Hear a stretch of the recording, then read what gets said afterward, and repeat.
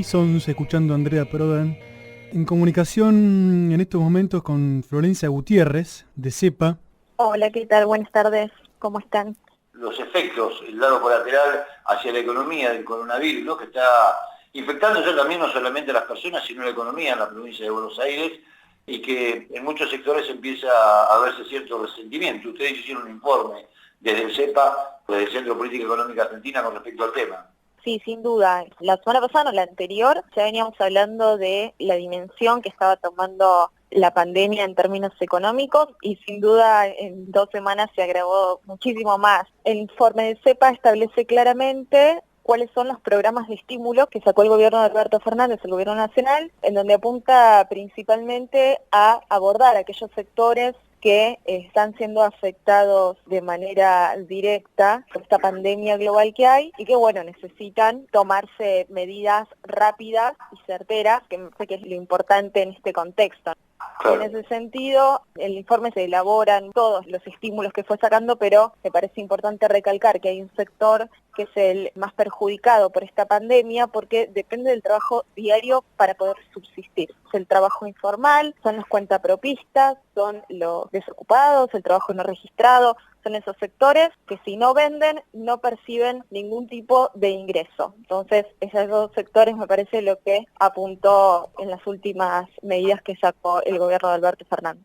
Sí, sin lugar a dudas que va hacia esos sectores. Hay otro sector de la población que, más allá de tener la asignación universal por hijo, por embarazo y demás, hay un montón de changarines, de gente que está en el llamado empleo negro, ¿no? Que no está registrada, a la que se está tardando bastante en llegar cualquier tipo de solución. Nosotros acá en la ciudad hemos hecho nota con algunos de estos sectores en estas últimas horas y realmente es preocupante porque no tienen salida, no pueden salir a trabajar y cuando salen a hacer algo lo meten preso, ¿no? Lo detienen. No, sin duda, es el sector más difícil de abordar para el gobierno. Justamente al no estar registrado es difícil poder llegar con las medidas.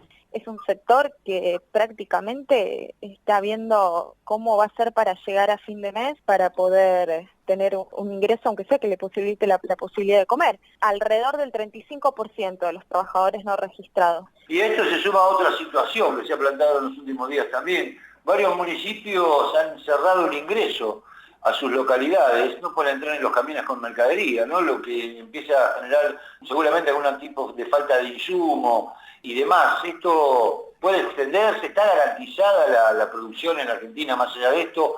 Yo creo que se están tomando todas las medidas necesarias para que haya abastecimiento y para que el sector productivo, principalmente de la industria alimenticia, continúe con sus actividades relativamente normales, porque es un sector imprescindible y hay que asegurar el abastecimiento, ¿no? En ese sentido me parece que el presidente dejó claro que eso va a estar asegurado, ¿no? No se puede, digamos, especular con ese sector porque es una cuestión imprescindible. Yo creo que el sector productivo alimenticio va a ser el único sector que está en funcionamiento en este momento, junto con el de otros servicios básicos, ¿no? El sector más perjudicado, al menos en el estudio que traes hoy, digamos, ¿no? ¿Cuál fue? Así... Mira, sin duda son los trabajadores no registrados, el trabajo informal. Eso sin duda, porque básicamente no hay demanda, o sea, no hay circulación de gente, no hay demanda de determinados productos que no sean los esenciales, entonces ahí tenés un claro perjudicado de esta situación. Después tenés una serie de comercios o pymes que están por fuera de lo que es la producción alimenticia, que tienen cerrados sus negocios y que no tienen garantizado también los ingresos necesarios para afrontar el pago de todo lo que tienen que abonar a fin de mes, ni hablar si tienen empleados. Ese es el otro sector que también está siendo muy perjudicado y que, bueno, también el gobierno con esta medida de extensión de plazos, de pago de los servicios, del alquiler, etcétera, también se están tratando de abordar. Lo que pasa es que es una crisis a escala global, internacional, porque afecta también al comercio internacional, en la cual prácticamente no hay precedentes en los cuales uno pueda, si se quiere, guiar. Entonces, esto es una cuestión del día a día, de cómo avanza esta pandemia y de cómo se van sacando de a poco las medidas para ir llegando a todos los sectores que se tienen que llegar, porque es tan amplio lo que afecta, digamos, es un virus que está afectando el centro de la producción mundial. Sí. O sea, no es como cualquier crisis financiera, como es la crisis del 2008-2019, que son crisis en las cuales uno, si quiere, tiene un manualcito en donde puede ir a recurrir a ver qué se hizo, ¿no? Es una cuestión en la cual, como detalló me parece muy bien el ministro Guzmán, en el G20 hay que utilizar todas las herramientas de la política para asegurar que haya liquidez general en los mercados y principalmente atender la cuestión sanitaria que es principal y ver cómo se va saliendo de esta situación. Y en cuanto a números, el comercio, ¿qué parte de la economía vendría a representar en lo que afecta, digamos, justamente en la baja de venta y todo esto que estás contando? ¿El comercio qué parte Sí, el representaría? comercio está alrededor del 57%. Ah, bueno, es un número importante. Es muy amplio porque después tenés las inversiones que son el 14%, las exportaciones que son el 18%, así que está afectando un porcentaje altísimo. Y de los no Sí, registrados que recién decías, ¿hay alguna parte dentro, una subcategoría que sea más afectada todavía? ¿Eso lo pudieron ver o no? Dentro del trabajo no registrado están más afectados sobre todo aquellos que tenían sus trabajos, bueno, en el sector vendedores ambulantes, los changuistas, digamos, esos que tienen que ir por ahí a las casas de las personas, hacer trabajos puntuales. Todos esos sectores sin duda son los más afectados porque prácticamente no se pueden movilizar, están inmovilizados, entonces no tienen manera de poder generar recursos, digamos, no es que uno puede vender o hacer delivery o rebuscarse la manera, ¿no? Son servicios en los cuales físicamente por ahí uno tiene que ir, desplazarse, o incluso si sos vendedor ambulante y tenés que estar en la calle y dependes de la circulación de la gente. Entonces ahí sin duda es uno de los sectores más perjudicados. Y la ayuda que le van a dar 10.000 pesos a la empleada doméstica, eso sí o sí tiene que ser registrado, ¿no? O podés de alguna manera, si vos probás que estás trabajando de empleada doméstica, recibirlo eso. Eso tiene que estar en los trabajadores registrados. Después lo que se está haciendo es a través de la aplicación del ANSES, donde uno puede ingresar sus datos y puede tratar de corroborar, pero la realidad es que principalmente esto, por eso te digo que es muy difícil de llegar a todos los sectores porque hay mucha cantidad de trabajo que no está registrado. Entonces, bueno, ahí va a tener un doble trabajo el gobierno en tratar de que esto pueda llegar a la mayor cantidad de gente que la necesita. A nivel internacional, Florencia, están hablando de un nuevo mundo, cambios financieros importantes, una vez pasada esta pandemia, que esperemos que sea lo más pronto posible, afectando las relaciones financieras y comerciales internacionales, ¿no?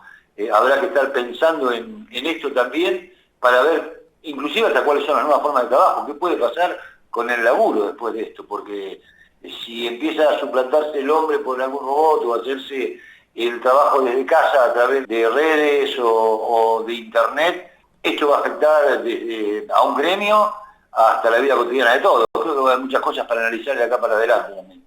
Sí, sin duda. Me parece que esto va a traer debate generalizado en cómo son las estructuras de cada país. En situaciones de crisis lo que te pone también enfrente es ver cómo está uno estructurado para afrontar estas situaciones, cómo son los lazos comunitarios, los lazos internacionales. Fíjate que se está hablando constantemente del multilateralismo, de la necesidad de políticas económicas y sociales coordinadas entre los diferentes estados. En la Unión Europea hay un lío importante en ese reclamo de unidad y sin duda eso afecta a las sociedades. Disculpame que te corte, ¿Sí? pero acá en Latinoamérica lo que está pasando con Brasil, viste, no deja de preocupar al resto de la región también. Lógicamente, a ver, acá lo que se ve y queda bien demostrado es los diferentes perfiles de los gobernantes latinoamericanos, en donde tenés, bueno, un presidente como Alberto Fernández que enseguida puso a la salud y a la sociedad por delante de cualquier emergencia económica, y tenés países como Brasil, o como se vio hasta último momento, digamos, Estados Unidos y Inglaterra, que estuvieron hasta último momento tratando de estirar lo más posible para que sea menos el impacto económico. Me parece que ahí quedan demostrado un poco la importancia, ¿no? Y fíjate que se está discutiendo ahora la importancia de los estados frente al rol de los mercados, ¿no? Es una cuestión que se está discutiendo a nivel mundial. Y que bueno, si por lo menos sirve para poner nuevamente ese eje de discusión, bienvenido sea, ¿no?